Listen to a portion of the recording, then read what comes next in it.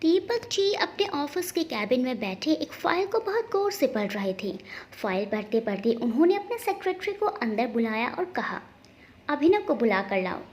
अभिनव अपने कैबिन से उठकर अपने पिताजी दीपक जी के कैबिन में जाता है और कुर्सी पर बैठते हुए कहता है, पिताजी आपने मुझे बुलाया?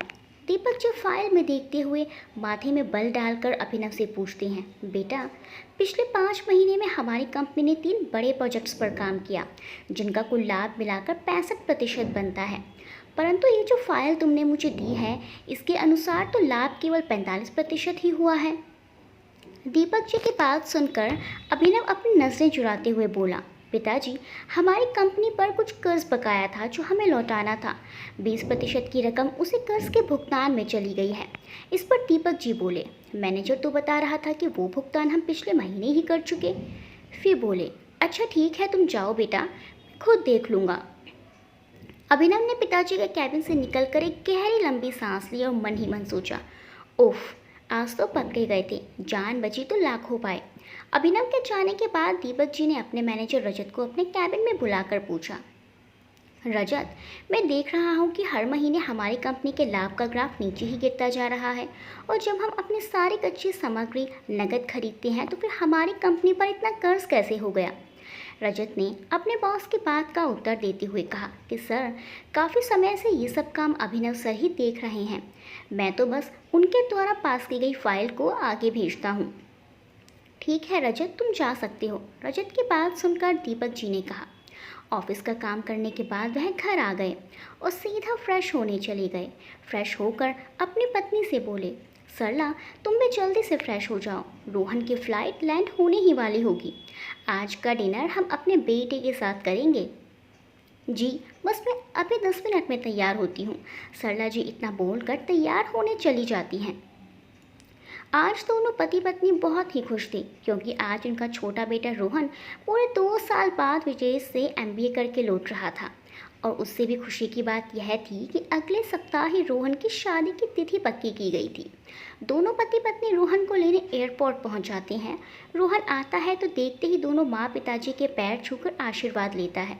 दीपक जी उसे गले लगा लेते हैं। अपने बेटे को 2 साल बाद देखकर दीपक और सरला जी की आंखों से खुशी के आंसू छलक जाते हैं। घर पहुंचकर सब लोग साथ में बैठकर खाना खाते हैं और हंसी मजाक करते हैं। और फिर रोहन विदेश से लाए हुए तोहफे सबको देता है तो सब बहुत खुश हो जाते हैं। 1 सप्ताह बाद रोहन की शादी सोनिया से पूरे विधि विधान के साथ संपन्न हो जाती है। छोटी बहू के आ जाने से अब उनका छोटा सा परिवार पूरा हो चुका था। दीपक और सरला जी का एक छोटा सा सुखी संपन्न परिवार जिसका सपना दोनों पति पत्नी ने हमेशा से संजोया था। दीपक जी शहर के बड़े ही प्रसिद्ध बिजनेसमैन के रूप में गिने जाने वाले व्यक्ति थे। उनका स्टील का बिजनेस था। उनकी फैक्ट्री में स्टील के रेलिंग्स, पाइप्स, रॉड्स, स्टील के इत्यादि सामान बनाए जाते थे। यह काम उनके पिताजी से उन्हें विरासत में मिला था। उनके आदरणीय पिताजी का स्टील का छोटा सा कारखाना था जिसे दीपक जी ने अपनी कड़ी मेहनत, हिम्मत, लगन और सूझबूझ से आज एक बड़ी फैक्ट्री के रूप में बदल दिया था। दीपक जी का एक प्यारा सा संसार था जिसमें उनकी पत्नी सरला देवी, 2 बेटे, बड़ा अभिनव, छोटा रोहन, अभिनव की पत्नी तनु और रोहन की पत्नी सोनिया बड़े ही स्नेह से रहते थे। दीपक जी बड़े ही सीधे साधे, कर्मठ और ईमानदार व्यक्तित्व के मालिक थे। उनकी ईमानदारी की तो लोग कसमें खाया करते थे। वहीं पत्नी सरला जी भी स्नेह और ममता से भरी एक समझदार गृहिणी की भांति अपनी सूझबूझ से बड़े ही स्नेह और प्यार से अपने घर को संभाले हुए थी। दोनों पति पत्नी ने अपने घर को उस स्तंभ के समान बड़े ही मजबूती से थामा हुआ था जिस स्तंभ पर पूरे घर की नींव टिकी होती है। दीपक और सरला जी ने अपनी ईमानदारी और अनुराग से अपने घर को किसी मंदिर के समान बना दिया था। अपने दोनों बेटों को उन्होंने बड़ी अच्छी परवरिश दी, अच्छे स्कूलों और कॉलेजों से उच्च शिक्षा दिलवाई। बड़ा बेटा अभिनव पढ़ लिख कर अपने पिताजी की ही फैक्ट्री में उनका हाथ बटाता था, जबकि छोटे बेटे रोहन को दीपक जी ने एमबीए करने के लिए विदेश भेज दिया था, जो 2 साल बाद लौटा था। वैसे तो दीपक और सरला जी ने अपने दोनों बेटों को समान ही परवरिश दी थी, परंतु दोनों बेटे स्वभाव से एकदम ही विपरीत थे। एक तरफ रोहन था जो अपने पिताजी की तरह बड़ा समझदार और ईमानदार था। उसने पिताजी की तरह बिजनेस की काफ़ी अच्छी समझ थी, इसीलिए बिजनेस मैनेजमेंट में एमबीए करने वह विदेश गया हुआ था। परंतु विदेश में रहकर भी वह अपने महान भारत की संस्कृति, अपने घर की परंपराओं और मान मर्यादाओं को बिल्कुल भी नहीं भूला था। वह भारत से दूर ज़रूर था, परंतु भारत उसके दिल से दूर नहीं था। उसके संस्कृति और अच्छे आचरण से अंग्रेज भी आकर्षित हो जाते थे। अपने देश आकर भी उसने तुरंत ही अपने पिताजी का कारोबार बड़ी अच्छे से संभाल लिया था और शादी भी अपने पिता के दोस्त किशोर की बेटी से की थी, जिसे दीपक जी बहुत प्यार करते थे। और सोनिया भी उन्हें अपने बड़े पापा मानती थी और उनका बहुत आदर सम्मान और प्रेम किया करती थी। फिर सोनिया का हाथ दीपक जी ने किशोर जी से रोहन के लिए मांग लिया था। सोनिया भी रोहन की तरह एजुकेटेड, बड़ी ही समझदार और बड़ों का आदर सम्मान करने वाली एक विनम्र स्वभाव की लड़की थी। उसने भी आते ही घर की सारी जिम्मेदारी बड़ी सूझबूझ के साथ संभाल ली थी और वह अपने सास ससुर की बड़ी सेवा करती थी और अपने जेठानी को भी काफ़ी आदर सम्मान देती थी। परंतु तनु को वह फूटी आंख न सुहाती थी। वहीं दूसरी ओर अभिनव था अपने पिताजी और छोटे भाई के एकदम विपरीत, कामचोर और नासमझ था। इसके साथ ही भारत में रहने के बाद भी वो अपनी संस्कृति अपनाने के बजाय पश्चिमी संस्कृति से काफ़ी प्रभावित था। धीरे धीरे वह गलत संगति में पड़ता गया। अपने दोस्तों के साथ उसने क्लब्स जाना और शराब पीना भी शुरू कर दिया। क्लब में गलत लोगों के साथ उठने बैठने के कारणवश अब वह जुआ भी खेलने लगा था। कहते हैं ना कि अगर इंसान गलत संगत में पड़कर गंदी आदतें अपना ले तो 100 और गंदी आदतें उसके पीछे खींची चली आती हैं। यही अभिनव के साथ भी हो रहा था। अब उसको क्लब जाने के लिए और बड़े बड़े जुए खेलने के लिए काफ़ी पैसों की ज़रूरत पड़ती थी, तो उसने झूठ बोलना और पिताजी की कड़ी मेहनत और लगन से खड़ी की गई फैक्ट्री में गड़बड़ घोटाला करना भी शुरू कर दिया था, जिसमें उसकी पत्नी तनु भी उसका पूरा सहयोग देती थी। तनु बहुत ही चतुर और चालाक प्रवृत्ति की लड़की थी और अपने पति की ही तरह वह भी पश्चिमी संस्कृति से काफ़ी प्रभावित थी। हालांकि उसको दीपक और सरला जी के रहते पश्चिमी कपड़े पहनने का मौका न मिलता, पर उसके अन्य खर्चे भी कुछ कम नहीं थे। जब वे अपनी सहेलियों के साथ शॉपिंग करने और घूमने निकलती तो लाखों खर्च कर देती थी। अपने खर्चे पूरे करने के लिए वह भी पति को गलत काम करने और पिताजी की फैक्ट्री में से सबके नज़र से बचाकर पैसे उड़ाने के लिए प्रेरित किया करती थी। दीपक और सरला जी अपने बेटे पर बहुत भरोसा किया करते थे। इसी कारण उन्होंने कभी अपने बेटे या बहू से एक पैसे का भी हिसाब नहीं लिया था और इसी बात का फ़ायदा अभिनव और तनु उठाकर अपने पिताजी की फैक्ट्री में घोटाला किए जा रहे थे, जिसकी शंका धीरे धीरे अब दीपक जी को भी होने लगी थी। आखिर वह ठहरे बिजनेसमैन, तो कैसे ना पहचान पाते कि कोई गड़बड़ है। और फिर अभिनव का स्वभाव भी उन्हें बदला बदला सा नजर आने लगा था। जैसे कि जब उन्होंने अभिनव से फाइल में हुई गड़बड़ के बारे में पूछा तो वह नजरें चुराने लगा था। घर में शादी के वातावरण में वह यह बात भूल गए थे, परंतु अब उन्हें फिर से अभिनव का बोला हुआ झूठ याद आ गया। ऑफिस से आकर दीपक जी इन्हीं सब बातों की गहरी सोच में डूबे हुए थे कि पत्नी सरला की आवाज़ उनके कानों में पड़ी। सरला जी ने पति के पास बैठते हुए कहा, क्या हुआ जी? मैं देख रही हूँ कि 1-2 दिन से आप काफ़ी परेशान से नज़र आ रहे हो। सब ठीक है ना? दीपक जी ने कुछ सोचते हुए पत्नी के बात का उत्तर दिया, वही सोच रहा हूँ सरला, ना जाने क्यों मुझे आभास हो रहा है कि सब ठीक नहीं है। कहीं ना कहीं कुछ न कुछ गड़बड़ ज़रूर है। सरला जी ने चौंकते हुए पूछा, क्या मतलब आपका जी? मैं समझी नहीं। दीपक जी, सरला, क्या तुमने अभिनव में कोई परिवर्तन महसूस किया है आजकल? सरला जी ने पति की बात का उत्तर दिया, हाँ जी, मैंने देखा है वह आजकल अपने में ही उलझा उलझा सा रहता है। पहले तो मेरे पास बैठकर मुझसे बात कर लिया करता था, मेरा हाल चाल जान लिया करता था। अब तो काफ़ी समय से न वो मुझसे बात करता है और न ही बहू। भगवान जाने क्या कुछ खिचड़ी पक रही है दोनों के बीच। सरला, ना जाने क्यों मुझे किसी अनहोनी घटना के घटने का आभास हो रहा है। हमारी फैक्ट्री दिन प्रतिदिन घाटे में जा रही है। हमारी फैक्ट्री पर काफ़ी कर्जा भी हो गया है। सरला जी, ये क्या कह रहे हैं आप? कर्जा हो गया है? पर आप तो कभी किसी से पैसे उधार लेते ही नहीं हैं और फैक्ट्री का सारा कच्चा माल भी नकद ही खरीदते हैं। दीपक जी, वही तो सरला, इसीलिए मेरा माथा ठनक रहा है। और सबसे बड़ी बात तो ये कि मैं अभिनव के हाल फिलहाल में कई झूठ पकड़ चुका हूँ। कुछ दिन पहले भी उसने मुझसे झूठ बोला। मुझे लगता है हमारा बेटा कुछ तो गलत कर रहा है, जिसका बुरा असर हमारी फैक्ट्री पर पड़ रहा है। सरला जी, तो आप रोहन से पूछिए इस बारे में। दीपक जी, सरला, रोहन को आया भी कुछ ही दिन हुए हैं, जिसमें बीच में शादी भी थी, लेकिन वह भी मुझे यही बता रहा था कि अभिनव ने काफ़ी कुछ पैसों की गड़बड़ तो की हुई है। अब उसे सब कुछ जांच परख कर ठीक करने में कुछ तो समय लगेगा ही। इससे पहले कि पानी सर के ऊपर जाए कुछ करना होगा सरला। सरला जी पूछती हैं, परंतु हम क्या करें? इस पर दीपक जी पत्नी को सांत्वना देते हुए बोले, तुम चिंता मत करो सरला, मैं जल्दी ही पता लगा लूँगा कि आखिर क्या गड़बड़ है। अभी दोनों पति पत्नी बातें ही कर रहे होते हैं कि अचानक अभिनव कमरे में आता है, दोनों को प्रणाम करता है और फिर सीधा अपने फ़ायदे की बात पर आ जाता है और बोलता है, वो पिताजी, मुझे 2 लाख रुपयों की ज़रूरत है, क्या आप मुझे दे देंगे? अभिनव की बात सुन दीपक जी अचंभित होते हुए कहते हैं, अभिनव, अभी पिछले सप्ताह ही मैंने तुम्हें 50,000 रुपये दिए थे, क्या वो सब खर्च कर दिए? इस पर अभिनव बोला, पिताजी, 50,000 आज के समय में इतनी बड़ी रकम कहाँ? वो तो रोहन की शादी के छुटपुट कामों में ही खर्च हो गए थे, मैंने तो उनमें से कुछ खर्च ही नहीं कर पाया। अब तनु की बहन की शादी भी है तो काफ़ी पैसे चाहिए ही होंगे ना, इसीलिए आपसे मांग रहा हूँ। दीपक जी बेटे को समझाते हुए बोले, बेटा, 50,000 कोई इतनी भी छोटी रकम नहीं होती है, मेहनत करके देखो तब पता लगेगा कि तो पैसे भी कितनी मुश्किल से कमाए जाते हैं। सरला जी ने भी बेटे को समझाया, बेटा, पैसा कमाया बड़ी मुश्किल से जाता है, परंतु खर्च करने के लिए तो कितना भी पैसा एक ही दिन में उड़ाया जा सकता है। देखो बेटा, तुम्हारे पिताजी को तुम्हारे दादाजी का छोटा सा कारखाना इस बड़ी सी फैक्ट्री में बदलने के लिए पूरे जीवन की कड़ी मेहनत लगी है। हम बस तुम्हें यही समझाते हैं कि मेहनत और पैसे के महत्व को समझो, पैसा समझदारी से खर्च करो और अपने पिताजी की तरह मेहनत करके इस कारोबार को आगे बढ़ाओ। अभिनव किसी चोर की तरह सर झुकाए खड़ा रहता है। गलत काम करने की वजह से वह अपनी माँ और पिताजी से नजरें मिलाने से डरता है कि कहीं पकड़ा ना जाए। दीपक जी फिर बोलते हैं, अभी मेरे पास 25,000 ही हैं, सरला जाओ अलमारी में से निकाल कर दे दो इसको। पैसे देखते ही अभिनव की आंखें चमक उठती हैं, आखिर यह जुए की लत ही ऐसी है।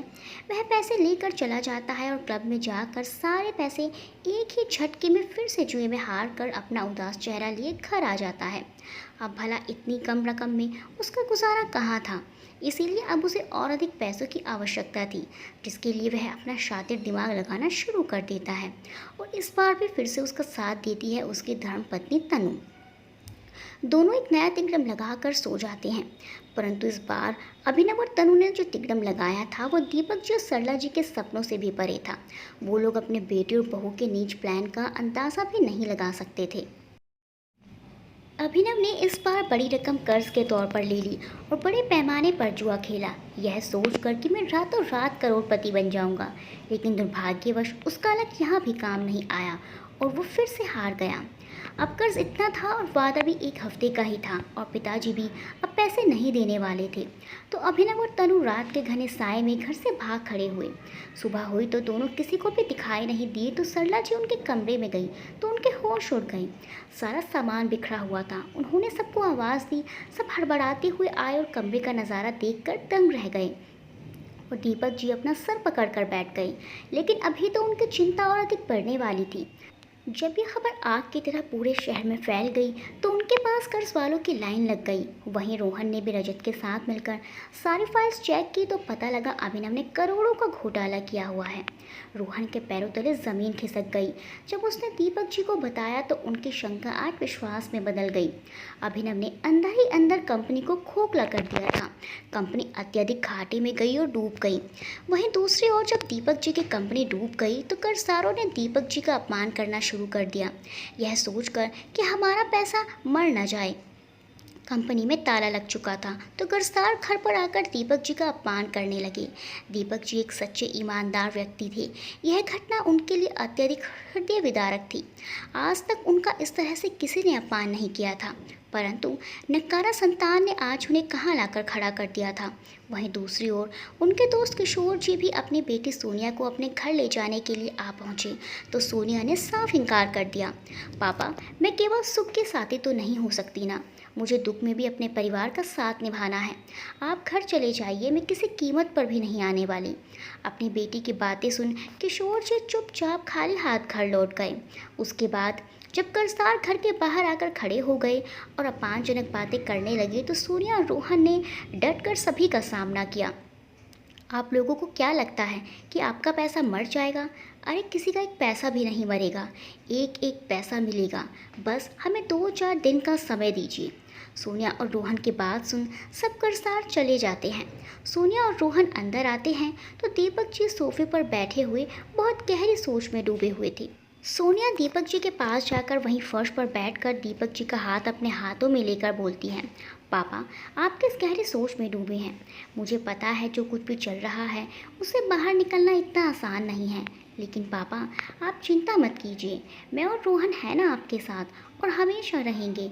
आपने इस मुकाम पर पहुंचने के लिए हमेशा कड़ी मेहनत की है, दिन रात की मेहनत से आपने इतनी सफलता पाई थी। लेकिन पापा जी मैं आपसे वादा करती हूँ आपका मान सम्मान, आपकी सफलता फिर से आपके कदम चूमेगी।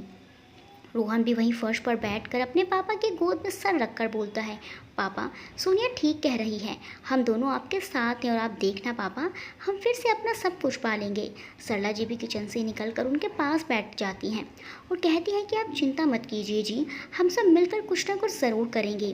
दीपक जी जो गहरी सोच में डूबी सबकी बातें सुन रहे थे, उन्होंने सोनिया और रोहन के सर पर हाथ रखा और बोले, बेटा हमें यह घर बेचकर सबका कर्ज दे देना चाहिए।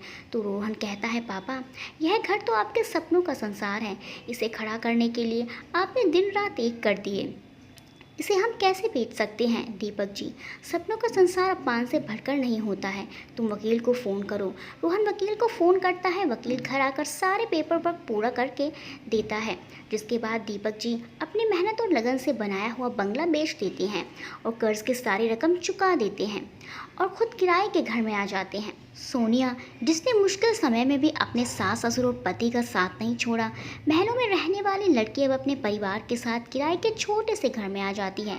उसके पिता फिर एक बार उसे लेने आते हैं और उस छोटे से घर में देखकर अपने साथ ले जाने की जिद करते हैं, लेकिन वह फिर से अपने पापा को कहती है, पापा आज के बाद आप मुझे लेने आए तो मैं आपसे सभी रिश्ते तोड़ दूंगी। बेटी की यह बात सुन फिर से दबे पांव किशोर जी खाली हाथ लौट जाते हैं। दीपक जी सोनिया को उसके पापा के साथ जाने के लिए बोलते हैं तो सोनिया उन्हें बोलती है, पापा जी मैं आपको इस हालत में छोड़कर कैसे जा सकती हूँ। इस समय में भी हम इस घर में इस छत के नीचे बैठे हैं, बहुत बड़ी बात है, लेकिन अगर मुझे आपके साथ फुटपाथ पर भी रहना पड़े तो वहाँ भी मैं खुशी खुशी आपके साथ रहूँगी। उसकी यह बातें सुन दीपक जी भावुक हो जाते हैं, उनकी आंखों में आंसू आ जाते हैं और वह सोनिया को गले लगा लेते हैं। रोहन भी पापा के गले लग जाता है, सरला जी की आंखों में भी आंसू आ जाते हैं। सबके अकाउंट्स खाली हो चुके थे। सोनिया के पास थोड़ी सी सेविंग पड़ी थी, जिसमें से उन्होंने एक बड़ा हॉल किराए पर लिया और उसे कोचिंग इंस्टीट्यूट बना लिया। सोनिया और रोहन दोनों ने कोचिंग क्लासेस लेना शुरू कर दी। 1 से 2, 2 से 4, 4 से 8 देखते देखते काफ़ी स्टूडेंट्स आने शुरू हो गए। दीपक जी कभी खाली नहीं रहे, बड़े बिजनेसमैन थे तो उन्हें ये खालीपन खाने को दौड़ता था। उन्होंने रोहन और सोनिया से अपने काम करने की बात कही तो सोनिया और रोहन ने ये कहकर मना कर दिया कि सारा जीवन आपने ही तो काम किया है, आपने इतना सब खड़ा किया है अपनी मेहनत और लगन से, हमें तो सब विरासत में मिल गया था, आपने हमें इस काबिल बना तो दिया है, अब मेहनत की बारी हमारी है, अब कुछ करने का हमारा समय है। तो दीपक जी उन्हें कहते हैं, मेरे बच्चों जब तक हाथ पैर दिल दिमाग सही सलामत हैं तो कर लेता हूँ, काम करने से ही मैं सही रहता हूँ, नहीं तो जब मैं ऊब जाता हूँ तो फिर मैं खुद को बीमार लगने लगता हूँ। उनके इस बात को रोहन और सोनिया मान लेते हैं और फिर दीपक जी भी कोचिंग क्लासेस लेना स्टार्ट कर देते हैं। तीनों अलग अलग बैचेस लेने लगते हैं। सुबह से शाम तक उनके पास कई बैचेस हो जाते हैं, जिनसे उनके बढ़िया इनकम होने लगती है। वहीं सरला जी ने भी एक अच्छी गृहिणी बनकर अपनी पूरी निष्ठा से अपने घर को संभाला हुआ था। सबके प्यार और सहयोग से अब जीवन की गाड़ी पटरी पर आने लगी थी। देखते देखते इतनी जमा पूंजी हो गई कि सबसे पहले उन्होंने बंगला खरीदा। इतना आसान नहीं था, किंतु उन्होंने अधिक दाम देकर अपना वही घर वापस पा लिया। अपने घर में फिर से शिफ्ट होकर दीपक जी की आंखें नम हो गई। उसके बाद कंपनी का ताला खुला, उसे फिर से खड़ा किया गया। अब दीपक जी सोनिया और रोहन मिलकर दिन रात मेहनत कर कंपनी को फिर से ऊपर ले आए थे। अब सब सामान्य होने लगा था। दीपक जी सोनिया और रोहन की दिन रात की कड़ी मेहनत और लगन से फिर से उन्होंने अपना सब कुछ पा लिया था। छुट्टी के दिन सब घर पर बैठकर गप्पे मार रहे थे तो अचानक से लूटी पीटी हालत में अभिनव और तनु घर में घुस आए। जानकारी तो वह दोनों हर बात की रखते थे। जब उन्हें मालूम हुआ कि अब सब नॉर्मल है और फिर से सब कुछ पा लिया है तो दोनों फिर से टपक आए। उन्हें देखकर सब हैरान रह गए। दीपक जी खड़े हुए और ऊपर चले गए। उन्हें ऊपर जाता देख दोनों आकर सरला जी के चरणों में गिर पड़े तो सरला जी ने दोनों के जोरदार थप्पड़ जड़ दिए। फिर रोहन ने अभिनव और सोनिया के तनु के गाल पर खींच के तमाचा मारा। दोनों अपने अपने गाल पकड़े खड़े थे। तभी ऊपर से दीपक जी आए तो उन्हें देखकर सबके होश उड़ गए। सबकी आंखें फटी रह गई। दीपक जी ने जो सफ़ेद रंग का कुर्ता पहना हुआ था वो सब जगह से फटा हुआ था और उनके सीने पर नाखून के खरोंच के निशान बने थे। सबके सब उनकी हालत देखकर अवाक रह गए। सब कुछ समझ पाते या पूछ पाते इससे पहले दीपक जी के दोस्त कमिश्नर प्रताप सिंह जी कांस्टेबल के साथ आ पहुंचे, जिन्हें दीपक जी ने ऊपर जाते ही फ़ोन कर दिया था। दीपक जी के दोस्त प्रताप जी, जो पहले भी दीपक जी को बोलते रहते थे कि कभी भी मेरी ज़रूरत पड़े तो बेझिझक कॉल कर देना, उनके आते ही दीपक जी ने कहा, इन्हें गिरफ्तार कर लीजिए कमिश्नर जी, इन्होंने मुझ पर हमला कर मुझे मारने की कोशिश की है। दीपक जी के पास सुन सब दंग रह गए और अभिनव और तनु के तो घबराहट में पसीने छूटने लगे। दोनों दीपक जी के हाथ पैर जोड़ने लगे, उनके पैरों में गिर पड़े, किंतु दीपक जी पर मृत्यु भर भी फर्क नहीं पड़ रहा था। उन्होंने सिंह जी को बोला, सिंह जी इन्हें जल्दी लेकर जाइए, मुझे इरिटेट कर रहे हैं, नहीं तो यहाँ कोई अनहोनी घटना घट जाएगी, मैं इन्हें शूट कर दूंगा। सिंह जी उन्हें गिरफ्तार कर जेल में डाल देते हैं। सोनिया, रोहन, सरला जी सब दीपक जी की हालत देखकर घबरा रहे थे। सबने उन्हें बैठाया, पानी पिलाया, उनका कुर्ता चेंज कराया। सोनिया जल्दी से जाकर बेटाडीन लाई और दीपक जी के नाखून की खरोंच पर लगाने लगी। सरला जी बोली, आपको यह सब करने की क्या ज़रूरत थी? तो दीपक जी बोले, ज़रूरत क्यों नहीं थी, ऐसी औलाद को जेल भिजवाने के लिए मुझे किसी भी हद तक जाना पड़े तो मैं जाता। यह तो केवल कुर्ता फाड़ कर 2-4 नाखून ही मारे हैं और आज के बाद इस घर में अभिनव और तनु का कोई नाम भी नहीं लेगा। मर चुके हैं वो दोनों हमारे लिए। रोहन और सोनिया कहती हैं, पापा आपकी बातें सर आंखों पर। दीपक जी दोनों को अपने गले लगा लेते हैं और फिर सोनिया और सरला जी पकौड़े और चाय बना कर लाती हैं और सब आराम से बैठकर खाते हैं और गप्पे मारने लगते हैं। अब उनके घर में खुशियों ने फिर से दस्तक दे दी थी और यह खुशी उस वक्त दोगुनी हो गई जब 10 माह बाद सोनिया ने प्यारी सी बेटी को जन्म दिया। दीपक जी और सरला जी की खुशी का ठिकाना नहीं था। उन्होंने घर में पूजा रखवाई और भगवान का लाख लाख शुक्र अदा किया। दोस्तों, वीडियो को लाइक करना बिल्कुल ना भूलें। मिलते हैं अगली वीडियो में अच्छी सी कहानी के साथ। तब तक के लिए बाय।